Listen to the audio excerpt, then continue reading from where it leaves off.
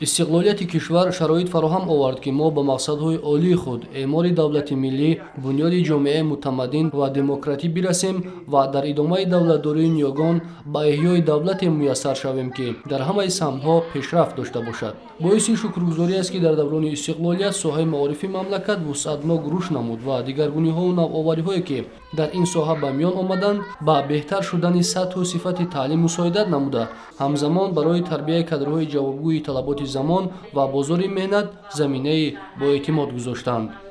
ҳар як инсон бояд ба ақлу заковати худ ин ҳаёте ки имрӯз дар тамоми олам вуҷуд дорад бояд дар тарозуи ақл баркашад ва аз рӯи вай рафтору кирдор кунад. аз оинаи нилгун мо мебинем ки дар давлатҳои абадқудрат ҳатто чӣ ҳодисаҳо рафта истодаанд, чӣ хеле одамон аз набудани об, аз ғизо танқисӣ мекашанд, ё ки дар зери тиру тӯб ҷон дода истоданд. ҳаминоро вақте ки мо мебинем ҳазорон маротиба шукрона мекунем ки дар давлати тинҷу ором ва серу пур зиндагӣ дорем. ҳамаи ин серу пурӣ ба осонӣ ба даст наомадааст. дар натиҷаи ҷонбозию ҳиссагузориҳои халқи тоҷик бо пешвои миллати худ ба даст омадааст.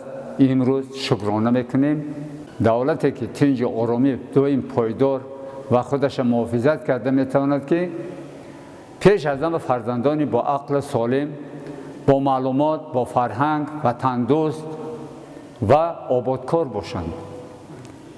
хубиҳои ҷаноби олӣ пеш аз ҳама ба маорифчиён бисёртар дахл дорад. якум хубии ай ҳама асосие ки ҷаноби олӣ барои дохилшавии мактабҳои олӣ квотаҳои президентиро ташкил кард ки қисмати зиёди ҷавонони тоҷикистон дар ин квотаҳо мактабҳои олиро хатм карданд ва дар соҳаҳои гуногуни кишвар фаъолият доранд. хубии дигаре ки нисбати маориф буд ин маркази ташкил кардани маркази миллии тестӣ ки тамоми хонандагон мумкин то 90-95% хона хатм кардагони синфҳои 11 ба воситаи маркази миллӣ соҳиби касбу кори гуногун мешаванд. ҳар як нафари инҳо мувофиқи донишу маҳорати худашон соҳиби касбу кор мешаванд, соҳиби донишгоҳро хатм кардану пага халқи ватанда хизмат карданд. фароҳам овардани шароити хуби таълим имкон медиҳад ки хонандагон дарсҳоро бо усули нави методӣ ва бо истифода аз таҷҳизоти муосир гузаранд ва мутаносибан омӯзгорон низ бо ҷидду ҷаҳди бештар фаъолият намоянд, чунки ҳарчанд ҷомеашиносон муҳити хонаводаро дар тарбияи кӯдакон афзалият медиҳанд, вале ниёгони мо ҳаққи устод аз падар беш аст гуфтаанд. таъмин будани синфхонаҳо бо гармӣ дар зимистон яке аз талаботи муҳими раванди таълим маҳсуб мешавад. пайваст будани муассисаҳои таълимӣ бо системаи ягонаи гармӣ аз он гувоҳӣ медиҳад ки дар соҳаи маорифи мамлакат ҳамаҷониба шароит фароҳам оварда шудааст. муассисаи таълимии мо барои зимистонгузаронӣ пурра тайёр аст. ҳамаи синфхонаҳо бо усули ягонаи барқӣ гарм карда мешавад.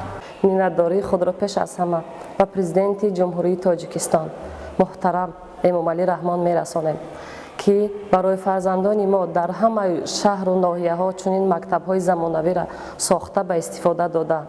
пеш аз ҳама ман ҳамчун як модар кӯшиш менамоям ки фарзандони ман хонда соҳиби маълумот гардида ба халқу ватани худ хизмат намоянд.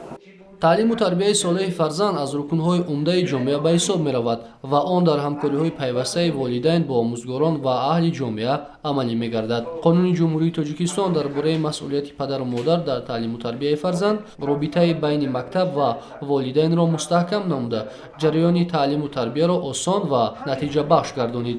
имрӯз падару модарон низ масъулияти худро дар таълиму тарбияи фарзанд дуруст дарк намуда, дар рӯҳияи ахлоқи ҳамида ва садоқат ба халқу ватан камол додани фарзандонро вазифаи аввалин дараҷаи худ меҳисобанд. шукрона аз он мекунам ки дар чунин ватани ободу зебо зиндагӣ мекунем. бояд ки дар ватани худ ҳамеша бо ободонии шаҳру деҳаҳо машғул бошем ва фарзандони худро дар роҳи дуруст ва дар роҳҳои хуби зиндагӣ тарбия намоем. میخواهیم که وطن ما همیشه آباد و زیبا باشد و شکرانه از آن میکنیم که چنین سرور عاقل داریم. شکرانه از آن میکنیم که فرزندان ما با همه شرایط تأمینند. ما در هر یک ماه یک مرتبه یا 2 مرتبه در درس‌های فرزندان اشتراک میکنیم که آنها چه خیلی تربیت یافته ایستادند و میخواهیم که همه پدر و مادران برای تربیت فرزند خود آماده باشند. ما کوشش میکنیم که فرزندانمون همیشه در آبادانی وطن سهمگذار باشند و میخواهیم که همه پدر و مادران فرزندان خود را به آبادانی خلق دیار همیشه سفربر نمایند.